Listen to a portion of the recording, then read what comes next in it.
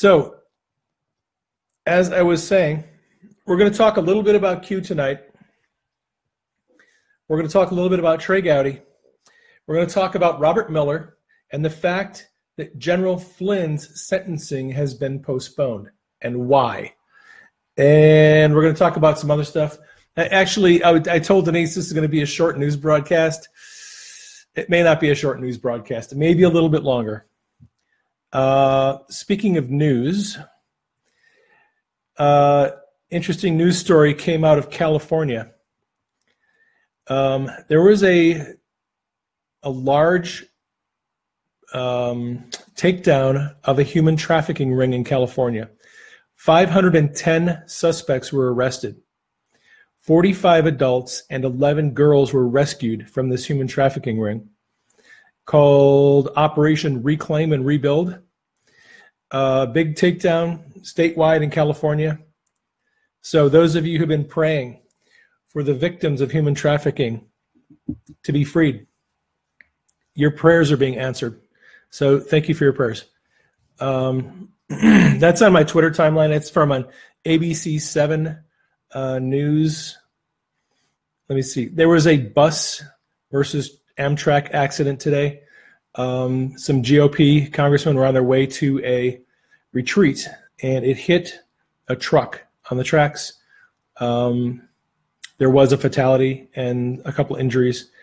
None of the congressmen were hurt, but if you would keep those people in prayer, that would be great. They'd appreciate it.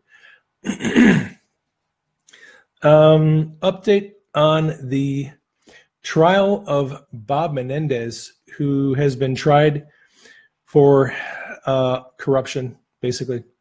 His trial ended in a hung jury last fall. They were going to retry him, but now the Department of Justice has announced that they're dropping the charges against him. So I know a lot of people are not real happy about that. Some good news on jobs. ADP announced that there were 234,000 new jobs added in January. The expectation, the projected number was 190,000. So they beat the projected number by about 44,000 jobs. And that is a fourth month in a row that over 200,000 new jobs were added to the labor market. So, the jobs numbers are great. Stock market's doing good. Everything is going real well right now as far as that goes. Yeah, the economy's humming. It's doing well. So Trey Gowdy announced that he is not running for re-election at the end of this year. He has served, I think, 6 terms in the House. Don't quote me on that, but I think this is his 6th term. I think he's been in the House for 12 years. Look, Trey Gowdy is really a prosecutor. He said he's not really enjoying being a congressman right now. It's not challenging him. He wants to go back to practicing law and probably being a prosecutor. So that may be exactly what is happening with Trey Gowdy. I have said some things about Trey Gowdy in the past. I have not been terribly impressed with Trey's handling of the Benghazi investigation and some other investigations. He and Jason Chaffetz were on House Oversight Committee, and they were in charge of the Benghazi committee. And there are a lot of people who are angry about the way that whole thing was handled. And some people love Trey Gowdy because he has a lot of bark and he is passionate. But some people don't like Trey Gowdy because he never seems to pull the trigger. And I'm going to offer some observations for you to think about and pray about. For the last 20 years, probably 30 years, and maybe longer, Congress and the government has been under the control of people with a lot of money and an evil agenda. And the puppet masters who hold the strings to the people in Washington, they have prevented the Benghazi committee from coming to a fair conclusion. The same people who prevented the Hillary email investigation from coming to a fair conclusion. All of these committees, all these investigations have all been manipulated, the outcomes manipulated, and the people involved in the investigations were not allowed to come to the right conclusions and the right recommendations because of powerful people who wanted a certain outcome. So when I look at what happened in the Benghazi committee, look, it's just like the Clinton email investigation. The outcome of that was already known at the beginning, and they were just going through the process. There was a lot of intense questioning. There was a lot of hearings that were emotional. There was all this theater, and then nothing ever happened. And I would say this. It could be that Trey Gowdy is going to go back to South Carolina and practice law, or that he's going to, work for some prosecutor's office. That's possible. It's also possible that Trey Gowdy has seen something in Trump, and he has seen the way Trump has taken on the deep state and the puppet masters. And it could be that Trey is looking for a position within the Department of Justice or the FBI. Could be. Now, I'm going to read to you a post by QAnon, from January 14th. So this was 2 weeks ago. Q posted, "Trust Sessions, Jeff Sessions." And a lot of people have not been wanting to trust Jeff Sessions because they look at what's going on or what's not going on and think, oh, Sessions isn't doing anything. So Q said, "Trust Sessions, TG departure, HEC in brackets, Trey Gowdy's departure from the House Ethics Committee." This was when Trey announced he was stepping down from the House Ethics Committee. And people were wondering why he was stepping down. And they were like, oh, he's got to step down because he has to testify about something. This was when there were a lot of people that week who were, and in the weeks previously, who were stepping down and announcing they were not going to run again for Congress because of sexual misconduct allegations. So people were wondering if Trey was stepping down from the Ethics Committee because he had to testify. And Q said, no, not to testify. He doesn't need to step down from the Ethics Committee if he needs to testify. Think logically. So, and then Q says, do not chase misinformation. What role, and that's in capital letters, role, might Trey be walking into? Now, this was 2 weeks ago. Q is asking us, what role might Trey Gowdy be walking into? So 2 weeks later, we think, okay, he's stepping out of the House Ethics Committee, and now we find out he's not running for Congress anymore. He's getting out of Congress altogether. What role would Trey Gowdy be stepping into? Now, I was sitting there this afternoon thinking about this, and I thought, okay, well, one of the roles is Andrew McCabe is stepping down as deputy FBI director. So maybe Gowdy is looking for the deputy FBI director. And then I thought, no, I don't think so, because they talked about him becoming the FBI director before Chris Wray was appointed, and Gowdy said, I'm not interested. And see, Gowdy is not a cop. That's what FBI does investigations. They're law enforcement. Gowdy is a prosecutor. He would be much better suited in the Department of Justice. Okay? Now, I was going to say this. So Q in recent posts has suggested that Rosenstein is going to be fired. When the memo comes out, which may be tomorrow, that memo may come out tomorrow or Friday. When the memo comes out, people have been speculating that Rosenstein is going to be fired because there are things in the memo that are going to implicate him. So I'm just going to play devil's advocate. What if Rosenstein is implicated in the memo They know about it. They know Rosenstein is going to be leaving, and they're recruiting Trey Gowdy to be the Deputy Attorney General under Jeff Sessions. Is that a possibility?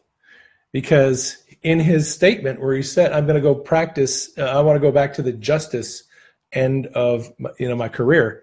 So he wants to get back into litigation and trials and prosecution. That's his comfort zone. Look, he spent his time in Congress, and I think he realizes he can't do much. Look, the House Oversight Committee, they can investigate and they can have hearings, but they don't have the ability to prosecute. They cannot bring people to justice. They have to refer someone to the DOJ. And if the DOJ or the FBI doesn't want to prosecute them, nothing's going to happen. In Congress, you are relatively powerless to do any real work that makes a difference as far as law enforcement goes. They have these investigations, but they never really end up doing a whole lot. So what if Gowdy realized, okay, I'm done with Congress. I'm going to go back into being a prosecutor. And what if they knew ahead of time Rosenstein was going to be leaving, and they're looking at Trey Gowdy to be the Deputy Attorney General. Now, other people have said, well, what if he's going to be a special counsel? Now, there is going to be a second special counsel. We know that. If you've been following what the House Judiciary, the Senate Judiciary, and the House Intelligence Committee have been doing, they have already called for a special counsel. And what is that second special counsel going to do? The second special counsel is going to investigate the Department of Justice and the FBI. You cannot, and people have asked me, well, why would you have another second special counsel? The Department of Justice can't investigate itself. The FBI can't investigate itself. It has to be a neutral person from outside the department that comes in and investigates. I don't think Trey Gowdy would be adequately suited for that. I don't think Democrats would accept him as a special counsel. He's too aligned with conservatives. I don't think they would accept that. And it's not a job. It's a temporary appointment for, this thing. Now, it's possible, yes, but I don't know. I would see him more being more fit to help Sessions run the DOJ. And I'm going to continue with what Q said. So after Q said, what role might Trey Gowdy be walking into? He said, who can we trust? Who can we trust? It's an issue of trust. Rats everywhere, evil everywhere, traitors everywhere. No such agency is vital, so the NSA is vital. Raw intelligence is vital. U.S. military is vital. Safe comms is vital. You, the people, are vital. So Q was saying, look, there's a lot of treachery out there, and we have to have people we can trust. And I would say this, if in the next couple of weeks, when the memo is released, if Sessions and Trump, if they get rid of Rosenstein, and if they point the finger and say, Gowdy, we want you as Deputy AG, we need to trust them.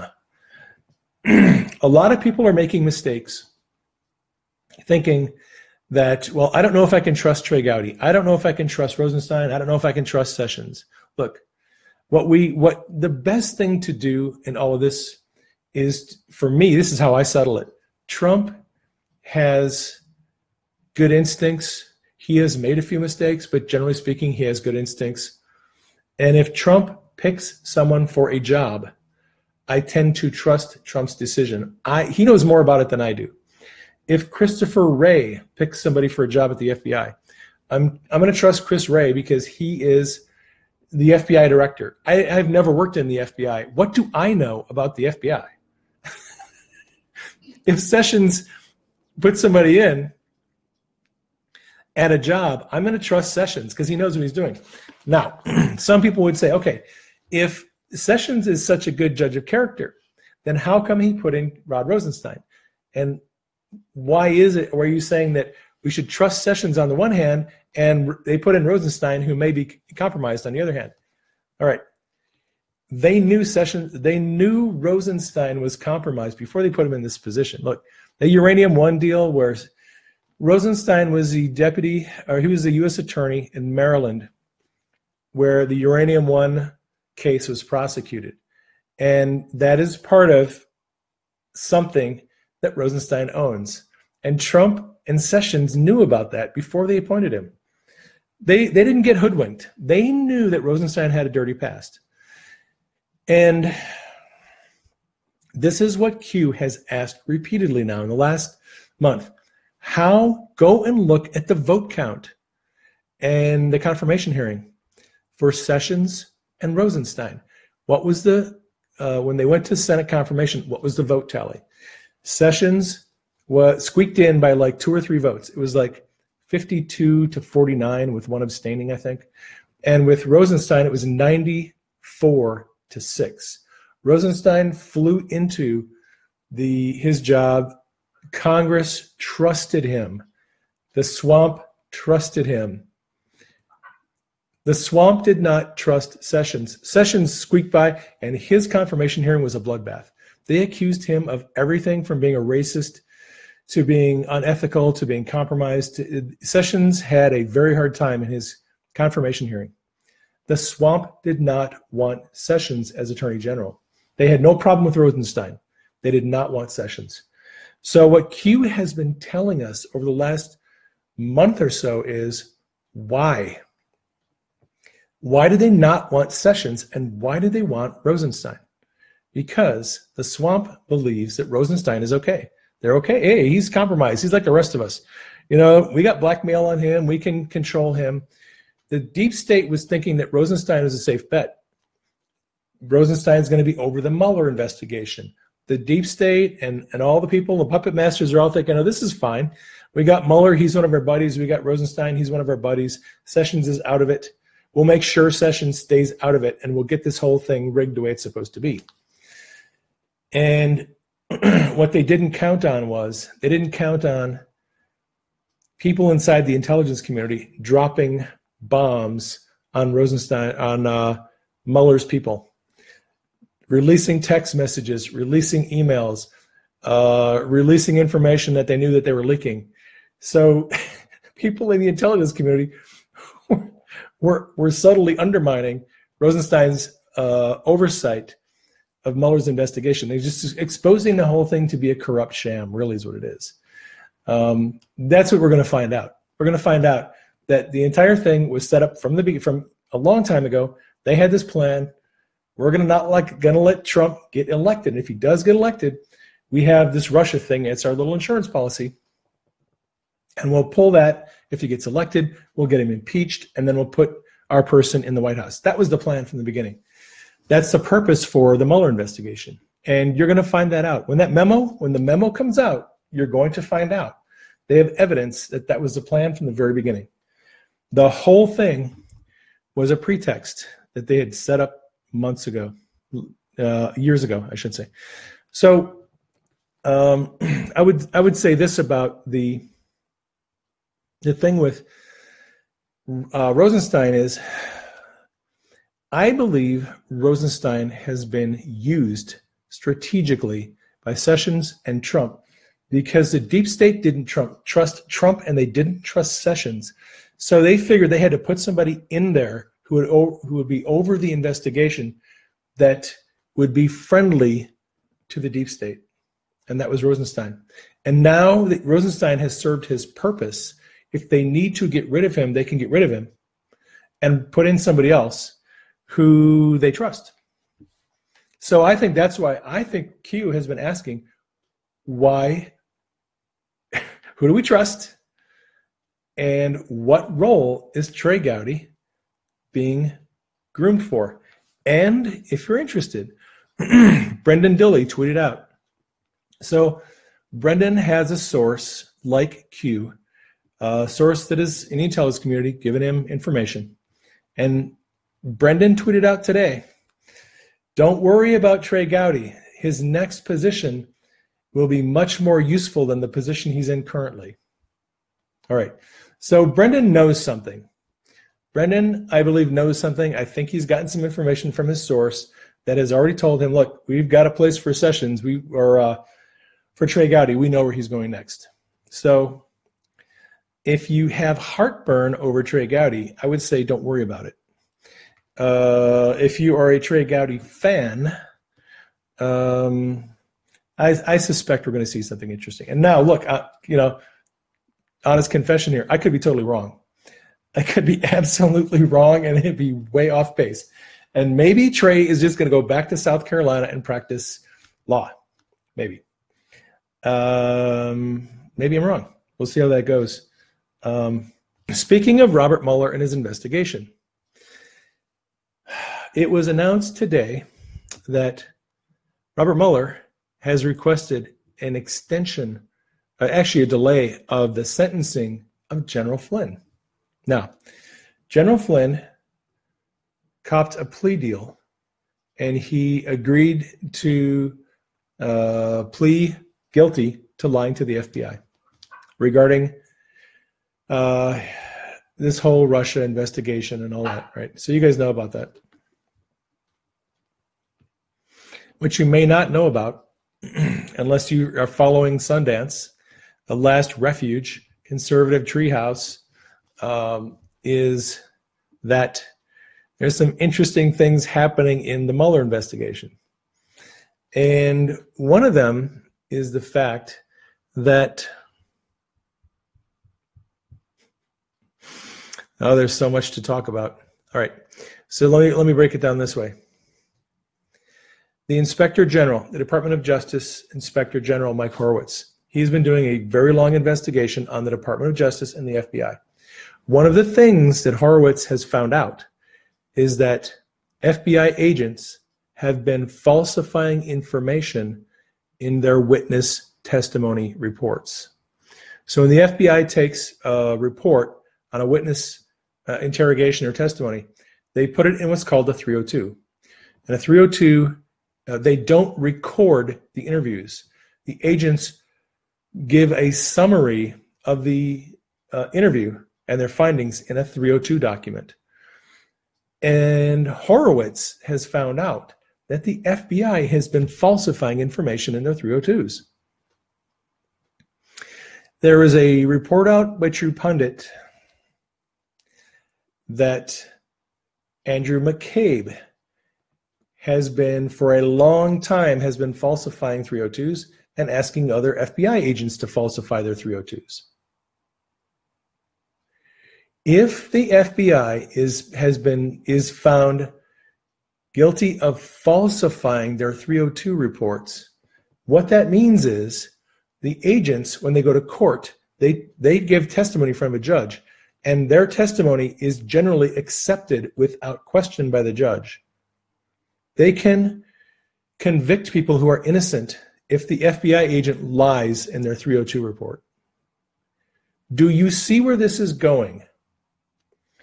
If the Inspector General tells America, your FBI agents have been lying about their reports of what witnesses have told them, you're going to have a whole lot of attorneys lined up waiting to appeal the decisions of the cases, because they're going to say, hey, my defendant, my client was innocent and this FBI agent lied, and I wanted to have this case retried. A number of people are coming to this very uncomfortable conclusion that if this widespread corruption in the FBI is proven to be true, we're looking at potentially overturning and retrying thousands of cases. And that is a very difficult thing to think about, because, obviously in every judicial system, some innocent people are found guilty, but some guilty people are also let free.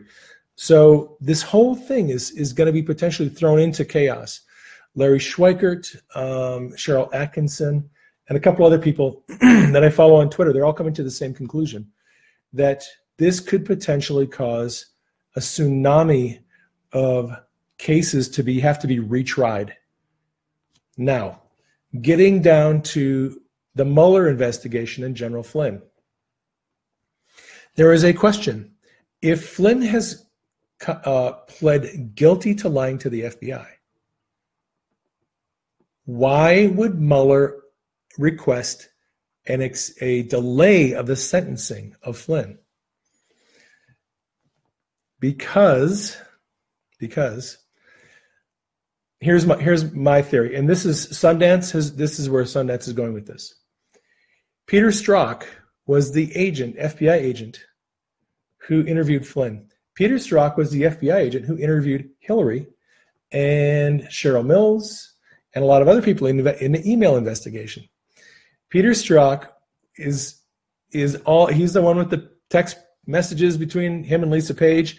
He was one of the guys in the small group that has been setting up this Trump investigation. So what if Mueller found out that Peter Strzok lied in his 302s about what Flynn said? If Strzok lied in his 302s and Mueller takes a guilty plea from Flynn on falsified 302s, he looks like an absolute idiot. So they're asking for a delay of sentencing. And I think that Flynn will actually not be sentenced. They're probably going to have to drop charges against him because this whole corruption thing in the FBI is blowing up. And Flynn is probably going to be one of the first people who will have the whole case thrown out because of falsified information, lies, deception in the FBI. I believe that's probably where this is going to go. I believe Flynn will probably end up walking away from this, and Trump won't even have to pardon him. If you want more information on that, follow Conservative Treehouse website. Sundance has been following all this stuff, compiling the information, digging through the documents. I think Sundance has a legal background and knows how to look at all this stuff and analyze it really well. Sundance has been spot on all of this stuff, and I follow Sundance every day. So I'm just passing along the information I get from Sundance. I find Sundance to be a really reliable source of information. And I'm just going to say this. I was having a conversation with Sundance on Twitter. We were direct messaging. And Sundance was pretty pissed off because he saw this FISA scandal pointing in the direction of agents in the FBI and the Department of Justice illegally accessing this database and then allowing private contractors to do it. And at that time, even the people on Fox News were taking it in the direction of Russia. And Sundance was getting angry. He was tagging all these news reporters, Sarah Carter, John Solomon, everybody, to try to get their focus on, hey, this is going toward the Department of Justice and the FBI. These guys are guilty. Go in that direction. And none of them would do it. They were all going in the opposite direction. So Sundance got kind of angry about it. And I messaged him. And I said, you're wasting your time. The people in the mainstream media don't care about this. They do not want any part of this. They are in a war against Trump. And I told him about this dream that I had where I saw this war that Trump had with the media, and the media was trying to destroy Trump, and Trump was fighting against the media. This is about a year ago. And I said, look, Trump is going to, either the media is going to destroy Trump or Trump is going to destroy the mainstream media. And I said, after that dream, I had another dream where I saw a new system of news reporters. It was average people like me and you and our friends. And we were giving people news without spin, without an agenda. We're just reporting what we see, reporting what we're learning. And I said, you're part of the new media. Don't expect those reporters to take any interest in this. And ever since then, Sundance has started putting news stories on his website, not just political stuff, but there's all kinds of other news stories on there. Sundance is becoming like a regular reporter now, where he'll just take news stories of different things and put it on there. And it's not just conservative political commentary anymore. So I am happy to see Sundance going in that direction. I think it's cool. I go there now for more news. And instead of giving links to MSNBC or CNN, if Sundance has that story on his website, I'll share that link because I want to support people who are independent and doing their own thing. So yeah, it's looking maybe like Flynn is actually going to walk. How about that? All right. And one more thing I want to talk about before I go, and that is this whole thing with Devin Nunes and the memo and the FBI and the DOJ. And people are upset now because it looks like Christopher Wray is fighting Trump, and it looks like Sessions is fighting Trump because the DOJ has objected to the release of the memo, and the FBI has objected to the release of the memo. So people, and this is what the mainstream media wants you to think. They want you to think that Trump's cabinet and his administration is in chaos. That's what they want you to think. That's what they've wanted you to think for the last year. That Trump is unhinged, that is fighting and going on inside of his cabinet. He's got people he can't trust. There's traitors. Well, look. First of all, the letter that was sent to the House Intelligence Committee by the Department of Justice was not sent by Jeff Sessions. It was sent by a guy named Boyd. He's a deputy attorney general. Sessions cannot be involved in anything that has to do with the Russia investigation at all. He's completely recused from it. So number one, it wasn't written by Sessions. Number two, that letter, all it did was tell the House Intelligence Committee, if you release this memo, it's going to cause some damage inside our department. It's going to cause problems for our people. We're concerned that our people are going to be hurt when this thing goes out. So, for the sake of sportsmanship and being nice, why don't you not release that memo until we can look at it, we can talk about it, and we can, sit around the campfire and have some coffee. So, look, if you are a department manager, if you're the head of a department like the Department of Justice, there's 120,000 employees in the Department of Justice. The memo really only pertains to a couple of departments in the DOJ, but if you're the department head, you have to do what is in the best interest of your employees. They sent out that letter to the House so that people inside the DOJ could see these guys have our back. Our bosses are looking out for us because we don't want the entire country thinking we're a bunch of corrupt people. We don't want that memo out. It's going to make us look bad. So if you're an employee in the Department of Justice, you want your supervisors and your managers to have your back. And look, the Department of Justice knew dang well that letter wasn't going to stop the memo from coming out. It wasn't a letter. It was actually intended to stop the memo from coming out. It was a letter that was put out there to signal to the employees of the Department of Justice that management cares about them. That is what that memo was, that letter was about. It was a public display of affection from the brass to the employees saying, we're doing our best to take care of you. If the memo comes out, we can't stop it, but we're going to at least tell them we have concerns. Same thing is happening with the FBI. Chris Wray, and the letter that went out by the FBI saying that they have concerns about this memo coming out was not, I will guarantee you, I'll bet you $10, it was not signed by Chris Wray. It was a statement. It was published by somebody else, not Christopher Wray. And it's the same thing. All the FBI is doing is saying, look, we have concerns about how this is going to affect our people. Please don't be reckless. Please don't be irresponsible. Take care of our people. This is a signal from management to the employees telling them, we are looking out for you. We're going to try to get this thing stopped. But, they know that's not going to do anything. That memo is coming out. So it's not like these letters from the FBI and Department of Justice were intended to stop the memo. They knew it was going to come out. It was They're just doing some public relations within their own agencies. That's all I think that those letters are about. It doesn't mean we can't trust Sessions. It doesn't mean we can't trust Christopher Wray.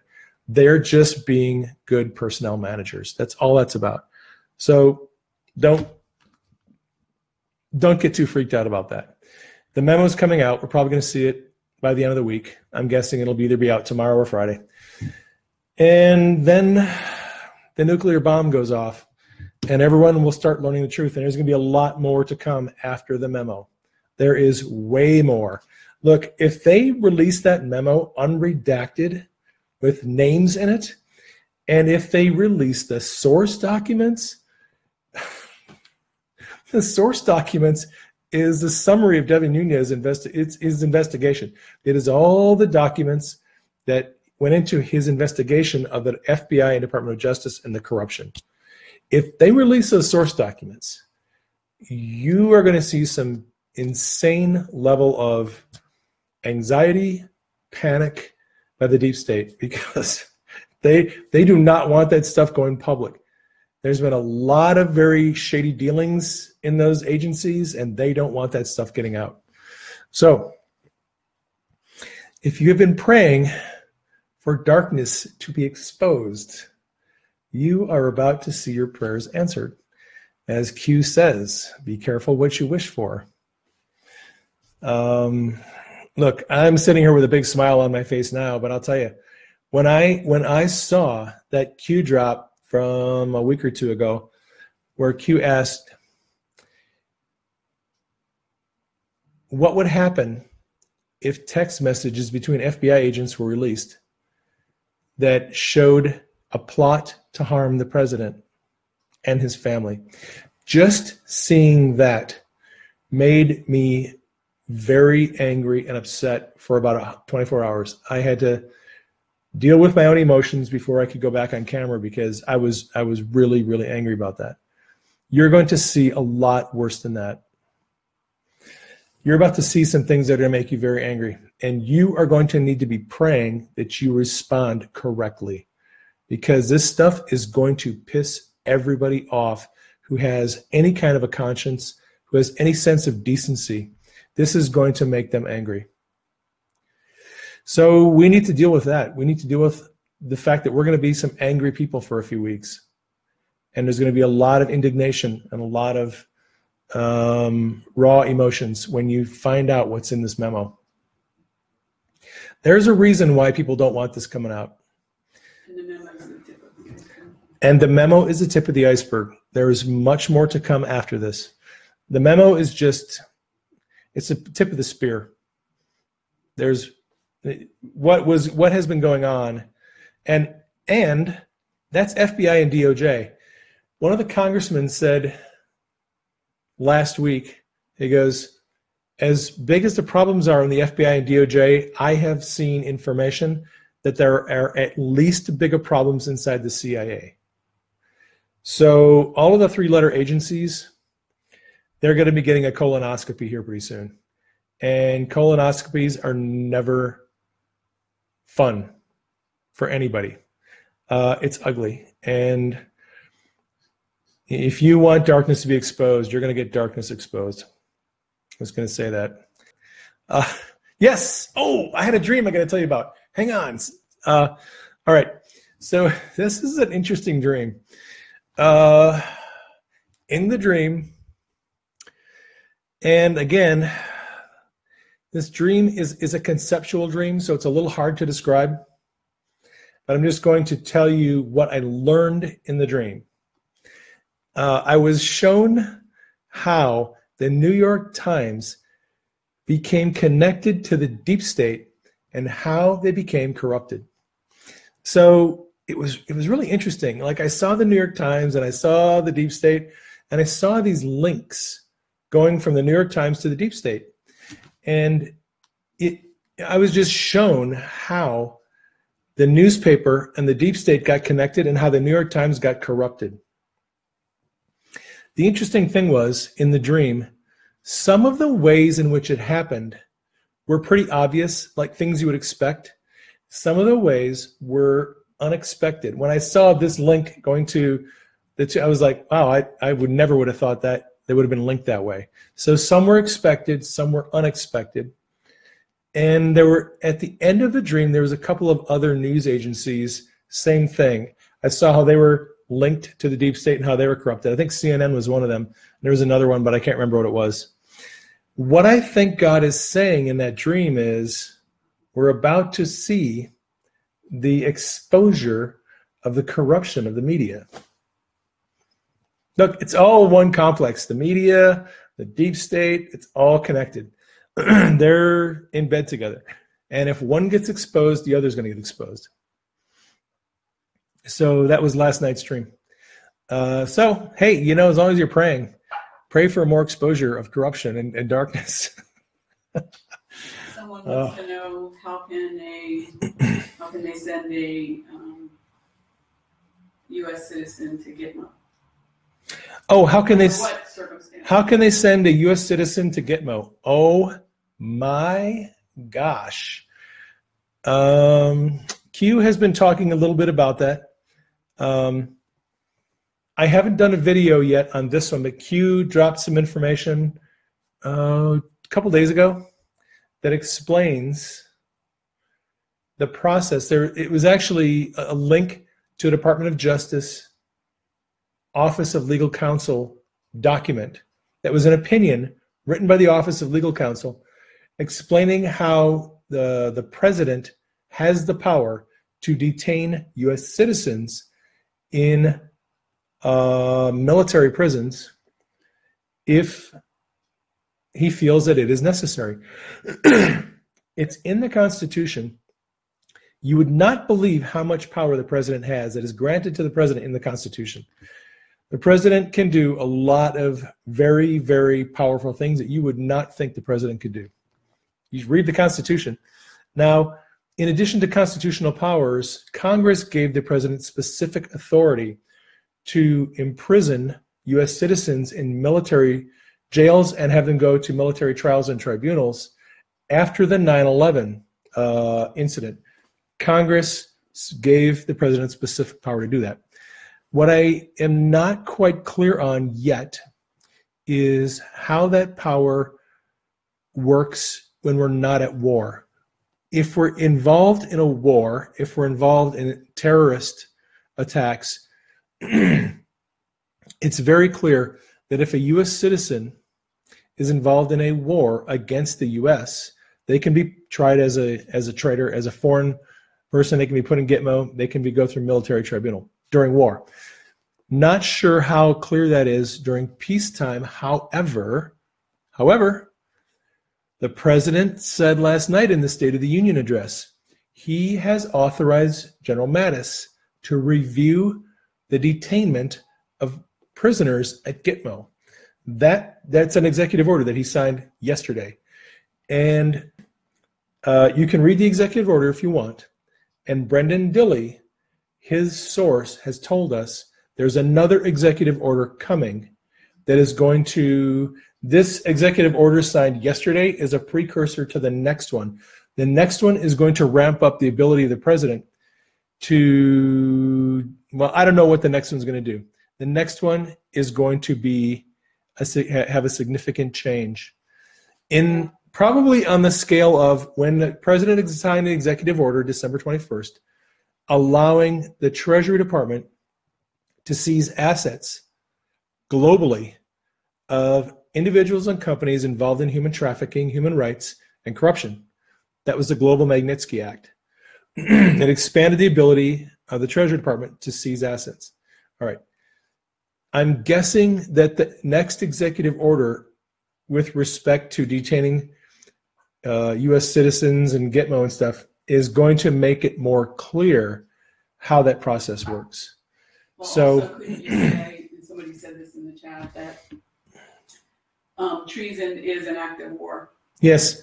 Yeah. I mean, treason is an act of war. And it's pretty clear in legal documents that if you owe allegiance to your country, if you are let's see, it's easy to understand if you're in the military. If you are in the Army or the Air Force, if you're in the military, you owe allegiance to your country. If you betray your allegiance to your country, it's called treason, and you can be tried in a military court as a traitor, and you can be put in a military prison. Okay, everybody understands that. The same principle applies to U.S. citizens, particularly if they work in government. So what happens if the FBI director or the assistant FBI director, deputy FBI director, betray their oath of office and plot to assassinate a president? What happens if somebody who is a government official who has an oath to protect the president betrays that oath and plots to assassinate them? They could be tried for treason, just like if they were in the military. That is how U.S. citizens could be put under a military trial, is if they're going to be tried for treason. Because it's the same as if you're an enemy combatant or person in the military or a government official. Well, so if they're trying to overthrow an election. Right. So that's the kind of thing that we're getting into now. We're now getting into people in government being tried for treason. And that is why there's all this discussion about Gitmo and military tribunals, is because we're looking at charging government officials with treason. So I am not a legal expert. Please don't quote me as an expert. I'm not a lawyer attorney. I've been doing a little bit of studying, and that's what I've learned so far. But it'll all become clear. Look, Trump is not going to do something that is illegal. If Trump decides that he's going to put some people in prison and they're going to go through a military trial, it will be illegal. He will do it. He will do it by the numbers. His attorneys and his legal counsel is not going to let him do something illegal. So I wouldn't get too stressed about that. He knows what he's doing. Yes, the president has the Marines covering him, and that's what this is really all about. This is really about the military assisting the president in putting down a coup, an attempted coup by the intelligence community. The civilian intelligence community plotted a coup against the president, and the military is coming to his defense. The military intelligence, the generals, they are coming to his defense to help him put down this coup. That's essentially what this is about. If you want to explain this to your 4-year-old kid. Yeah, it's the spooks against the Marines. And this time the Marines are going to win. All right, honey, I think I'm going to get going. I'm getting tired, and I need to get some sleep tonight so I can have another dream tomorrow. Okay, all my friends on Facebook, I love you. I'm sorry I bailed out on you for so long. I promise I'll be good to you, and I'll do more broadcasts on Facebook. And those of you on Periscope who have been following me, thank you for following me. Thank you for sharing with your friends. Those of you who are supporting us financially, that lady over there in the chair loves you more than I can tell you, because she's the one who has to pay the bills, and when there's money in the checking account, she's happy. That's the only thing she stresses about. It is. It's the only thing she stresses about is money. I stress about not having enough bacon. All the women who pay the bills feel the same way, probably. If I was paying the bills, I'd be stressed about money a little bit too. All right. Love you guys, gals. Take care. God bless. I will catch you on the next broadcast.